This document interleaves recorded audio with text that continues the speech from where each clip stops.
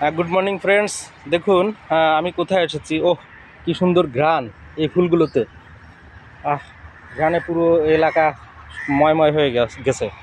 তো by the way, আমি morning ওয়াকে এসেছি, দেখলেই বুঝতে পারছেন। এখন মর্নিং ওয়াকে প্রত্যেক দিন আমি একটা টিপস দিয়ে থাকি। আজকে একটা টিপস শুনে নিন। সেটি হচ্ছে নিওনেটাল বাচ্চা যেগুলো আছে, মানে অল্প দিন হয়েছে, তো বাচ্চার সমস্যা কি? ঠিকমতো ঘুমাচ্ছে না, রাত ভোরে কান্নাকাটি করছে, রাত ভোরে।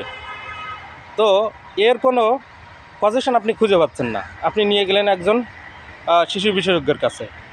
তো উনি পরীক্ষা টরীক্ষা করে দেখলেন না, তেমন তো কোনো সমস্যা নেই। এইবার আপনি আসল জায়গায় আসেন। এর মূল সমস্যাটা কোথায়? এতদিন মায়ের পেটে সে সুরক্ষিত অবস্থায় ছিল, এখন নতুন জগতে এসেছে। এখন সেই এনভায়রনমেন্টের সাথে সে কোপ উইথ যাকে বলে, মানে খাপ খাওয়াতে পারছে না। তো এই ক্ষেত্রে আপনাকে কি করতে হবে? আপনি অন্য কোনো মেডিসিন দিয়ে একে ঘুম পাড়ানোর চেষ্টা করবেন না। সহজ সুন্দর একটা সমাধান আছে, সেটা হচ্ছে কি হোমিওপ্যাথিক রেমেডিস খুব সুন্দরভাবে তার এই এনভায়রনমেন্টের সাথে ব্যালেন্স করে তাকে ঘুম আনয়ন করবে।